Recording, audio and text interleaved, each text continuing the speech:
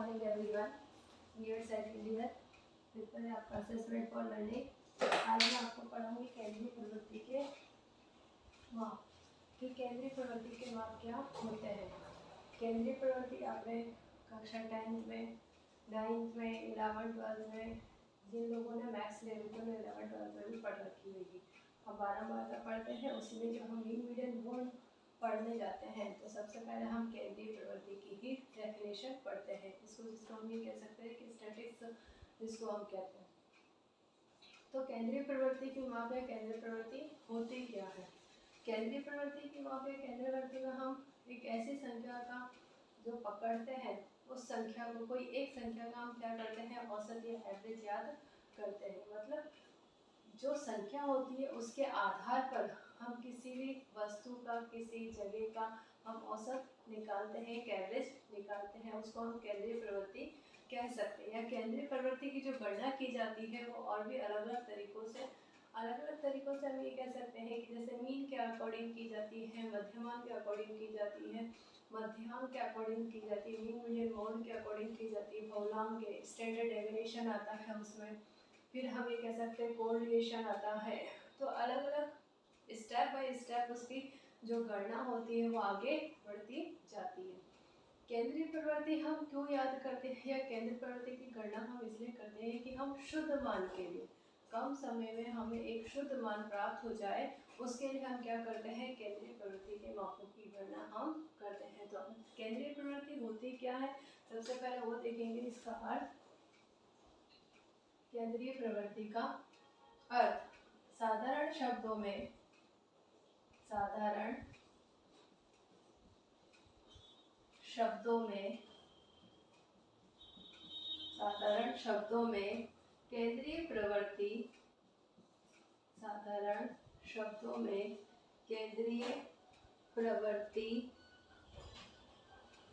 केंद्रीय प्रवृत्ति के मापों का अर्थ औसत है। दूसरे शब्दों में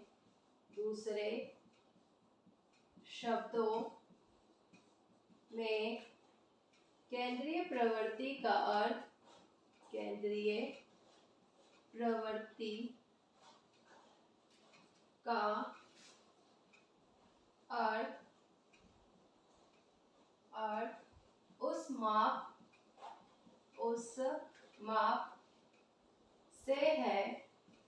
उस माप से है जो एक दिए हुए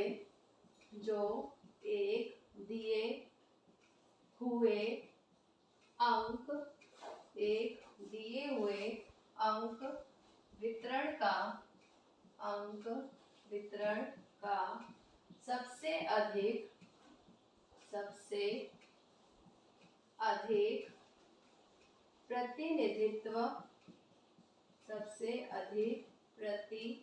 प्रतिनिधित्व करता है अथवा यह वह मान है जो एक अंक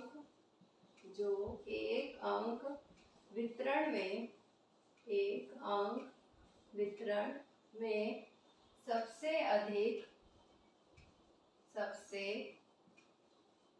अधिक बार आता है। क्या लिखवाया गया है अर्थ कि हम साधारण शब्दों में क्या कहते हैं, केंद्रीय प्रवृत्ति के माप को अगर हम साधारण शब्दों में सिर्फ एक शब्द में या एक डेफिनेशन में इसका मीनिंग निकालेंगे एक लाइन में, तो साधारण शब्दों में केंद्रीय प्रवृत्ति के माप को अर्थ क्या होता है, औसत होता है। क्या होता है, औसत होता है। केंद्रीय प्रवृत्ति का माप का अगर हम एक वर्ड में अगर इसका मीनिंग निकालेंगे तो केंद्रीय प्रवृत्ति के मापों का अर्थ औसत या एवरेज होता है। दूसरे शब्दों में अगर हम केंद्रीय प्रवृत्ति का माप अगर हम देखते हैं केंद्रीय प्रवृत्ति की डेफिनेशन, तो उस माप से है, कौन से, उस माप से है जो एक दिए हुए अंक वितरण का सबसे अधिक प्रतिनिधित्व करता है।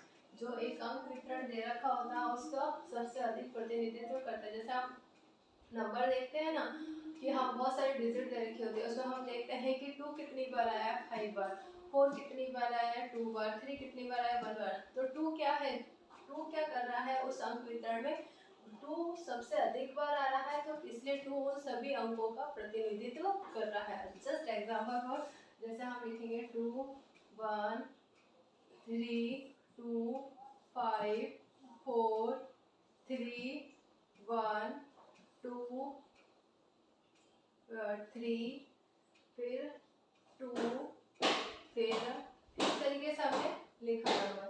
अब हम इसमें क्या लिखेंगे कि जो 2 है कितने 1 कितनी बार आया है, 1 और 1 2 बार आया है। ये 2 कितनी बार है, 1 2 3 4, तो 2 कितनी बार आया, 4 टाइम। 3 कितने टाइम आया, 3 टाइम। 4 कितनी बार आया, 1 टाइम। और 5 कितनी बार आया, 1 टाइम। तो सबसे अधिक बार कौन आया, कौन सा नंबर आ रहा है, 2 आ रहा है। तो जो 2 है वो इन सभी अंकों का क्या कर रहा है, प्रतिनिधित्व कर रहा है। तो इसलिए कहा गया है कि जो अंक दिए हुए अंक वितरण का, जो अंक एक दिए हुए अंक वितरण का सबसे अधिक बार क्या कर रहा है, सबसे अधिक बार प्रतिनिधित्व करता है, अथवा ये वह मान है जो एक अंक वितरण में सबसे अधिक बार आता है। क्या बात कही गई है कि जो एक अंक वितरण होता है उसमें वो क्या कर रहा है, सबसे अधिक बार आ रहा है, उसे हम क्या कहते हैं, केंद्रीय प्रवृत्ति कहते हैं। अगर एक शब्द में, एक वर्डिंग में इसको हम एक शब्द में इसका मीनिंग निकालते हैं तो केंद्रीय प्रवृत्ति का औसत या एवरेज से होता है। अगर इसकी हम डेफिनेशन देखते हैं तो केंद्रीय प्रवृत्ति का अर्थ उस माप से है जो दिए हुए अंक में सबसे अधिक प्रतिनिधित्व करता है या सबसे अधिक बार आता है, उसे हम केंद्रीय प्रवृत्ति कहते हैं। गिलफोर्ड के अनुसार इसकी परिभाषा देखेंगे हम कि गिलफोर्ड ने केंद्रीय प्रवृत्ति की क्या परिभाषा दी है। जैसे सबसे पहले हम मीन या याद करना स्टार्ट करेंगे तो सबसे पहले हम इसी तरीके के सवाल देखेंगे जिसमें जो अंक होने होंगे उसमें सबसे अधिक बार जो आएगा वो ही क्या हो जाएगा, उसका मीन होएगा, उसका आंसर आ जाएगा। तो इसी तरीके से फिर आगे धीरे धीरे उसकी प्रक्रिया क्या होती जाएगी, थोड़ी सी हार्ड होती जाती है और आगे आगे उसमें सवाल बढ़ते जाते हैं। गिलफोर्ड के अनुसार परिभाषा, गिलफोर्ड के अनुसार गिलफोर्ड ने क्या परिभाषा दी है, औसत वह अंक है, औसत वह अंक है जो निरीक्षणों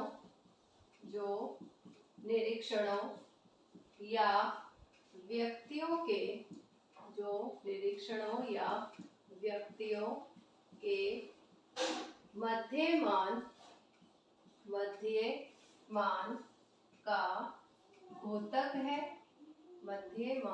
का घोतक है। संक्षेप में औसत वह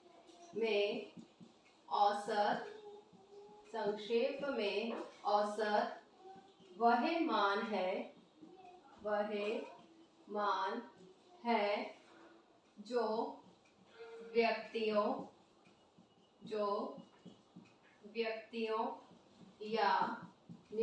है जो व्यक्तियों या निरीक्षणों का प्रतिनिधित्व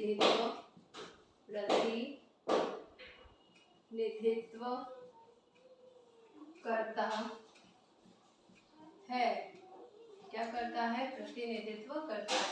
गिलफोर्ड के अनुसार औसत वह अंक है, औसत क्या है, वह अंक है जो निरीक्षणों या व्यक्तियों के मध्यमान का घोतक है। किसका घोतक है, निरीक्षणों या व्यक्तियों के मध्यमान का घोतक है।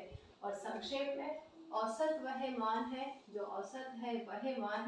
जो व्यक्तियों या निरीक्षणों का प्रतिनिधित्व करता है।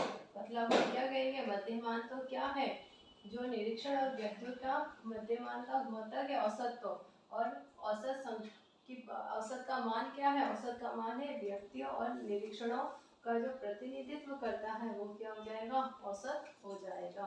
इसलिए तो कहा गया है कि जो अंक बार बार आता है, सबसे अधिक बार आता है, वो क्या कर रहा है? उस श्रृंखला का प्रतिनिधित्व कर रहा है, इसलिए वो ही क्या हो जाता है? मध्यमान हो जाता है, या उसको हम औसत मानते हैं।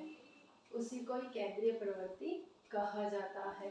वही बात गिलफोर्ड ने कही है। फिर आगे हम लिखेंगे मनोविज्ञान व शिक्षा में, मनोविज्ञान, इसी के नीचे लिखना मनोविज्ञान व शिक्षा में मुख्यतः, शिक्षा में मुख्यतः तीन प्रकार के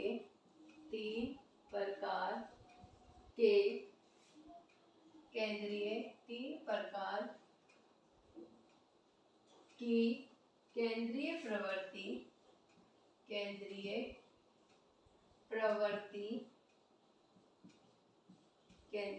प्रवृत्ति के मापकों, केंद्रीय प्रवृत्ति के मापकों की गणना की जाती है।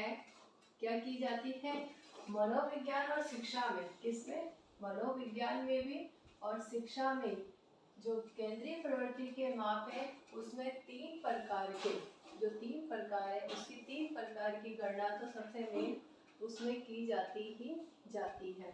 कि जो तीन प्रकार होते हैं, जैसे मीन, मीडियन, मोड, ये जो तीन प्रकार है उसके आधार पर चाहे कोई सा भी क्षेत्र हो, मनोविज्ञान का क्षेत्र हो या शिक्षा का क्षेत्र हो, दोनों ही क्षेत्रों में तीनों प्रकार के आधार पर मुख्य रूप से गणना की जाती है। जिसमें पहला है मध्यमान, जिसको हम कहते हैं मीन। शुद्ध सबसे अधिक क्या माना जाता है? इसे शुद्ध माना जाता है। गणना करने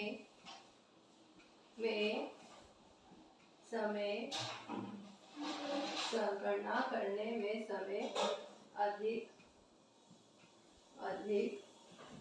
लगता है।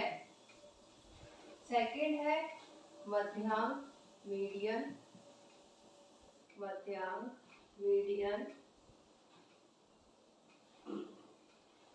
मीन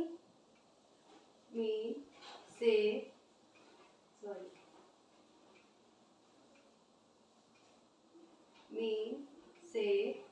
कम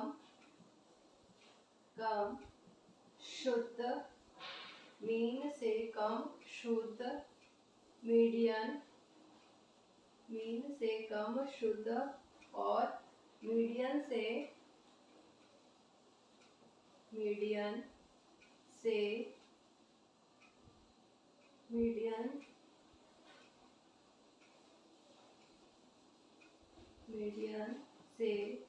समय कम लगता है। फिर आता है थर्ड मोड, बहुलांक, जिसको हम क्या कहते हैं? बहुलांक, मोड। इसमें हम लिखेंगे मीन व मीडियन से कम शुद्ध तथा समय कम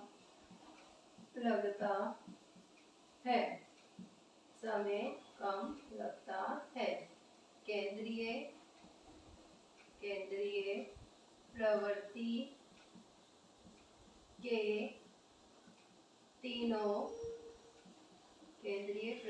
के तीनों रूप से केवल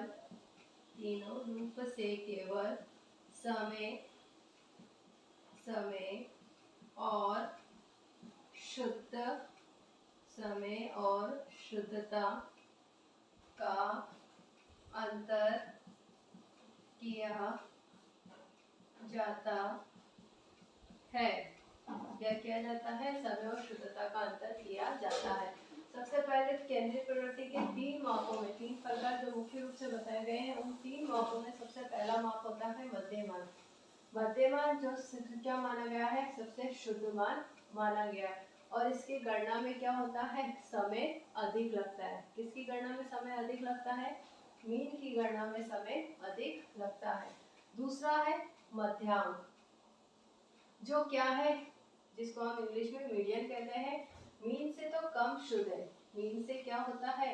ये कम शुद्ध मान है। और मीडियन में क्या होता है? समय कम लगता है। मतलब मीन में सबसे अधिक समय लगता है और उसके बाद जो मीडियन हम याद करते हैं, तो मीडियन कम शुद्ध मान है, इसलिए समय भी क्या लगता है? कम लगता है। यहाँ पे मीन सबसे शुद्ध मान है, इसलिए समय भी क्या होता है? गणना करने में अधिक लगता है। यहाँ पे गणना करने में समय मीडियन में कम लगता है। तीसरा आता है मोड। मोड जिसको हम बहुलांक कहते हैं। बहुलांक में क्या होता है? जो गणना हम करते हैं वो मीन और मीडियन से, जो मीन है और मीडियन है, उससे भी कम शुद्ध मान माना जाता है। इसको क्या माना जाता है? मीन और मीडियन दोनों से कम शुद्ध मान माना जाता है, इसलिए समय भी दोनों से क्या होता है? कम लगता है। मीन और मीडियन दोनों से समय इसमें क्या लगता है? सबसे कम लगता है। मोड को क्या माना जाता है? कम शुद्ध मान। किससे कम शुद्ध मान? मीन और मीडियन से, दोनों से कम शुद्ध मान माना जाता है। मीन सबसे शुद्ध मान है, इसलिए समय अधिक लगता है गणना में। मीडियन मीन से कम शुद्ध मान है, इसलिए कम समय लगता है। मोड मीन और मीडियन दोनों से कम शुद्ध मान है, इसलिए सबसे कम समय लगता है। इसलिए कहा गया है कि केंद्रीय प्रवृत्ति के तीनों रूप से केवल समय और शुद्धता की किसको हम याद करते हैं इसकी गणना करने से? समय और शुद्धता का अंतर किया जाता है। किसकी गणना की जाती है? समय और शुद्धता की गणना की जाती है और समय और शुद्धता में अंतर किया जाता है, जिसको हम क्या कहते हैं? केंद्रीय प्रवृत्ति माप कहते हैं। तो ये था केंद्रीय प्रवृत्ति माप का अर्थ और केंद्रीय प्रवृत्ति माप की अवधारणा, हम ये कह सकते हैं परिभाषा और अवधारणा। केंद्रीय प्रवृत्ति माप का अर्थ, या हम एक शब्द में अर्थ लेंगे जिसका अर्थ क्या होता है? औसत होता है। जिसकी अगर हम डेफिनेशन देखते हैं तो वह माप जो सबसे अधिक पर आकर किसी अंक का प्रतिनिधित्व करता है या एक से अधिक बार आता है, तो उसे हम क्या कहते हैं? केंद्रीय प्रवृत्ति माप या औसत कहते हैं। केंद्रीय प्रवृत्ति माप 3 प्रकार के होते हैं मुख्य रूप से। कौन कौन से होते हैं? जो विज्ञान, मनोविज्ञान और शिक्षा के क्षेत्र में प्रयोग किए जाते हैं, तो वो होते हैं मीन, जो सबसे शुद्ध मान होता है, गणना में समय अधिक लगता है। मीडियन मीन से कम शुद्ध मान होता है, इसलिए समय कम लगता है। और मोड मीन और मीडियन दोनों से कम शुद्ध मान होता है, इसलिए समय सबसे कम लगता है। और दोनों के तीनों के आधार पर समय और शुद्धता की गणना की जाती है। समय और शुद्धता में अंतर देखा जाता है। आज का आपका गणितीय प्रश्न है केंद्रीय प्रवृत्ति की अवधारणा को उदाहरण सहित समझाइए। ये आपका गणितीय प्रश्न है। तब तक के लिए करते हैं सुरक्षित है। जब भी बस बाल जमा करना तो सोशल डिस्टेंस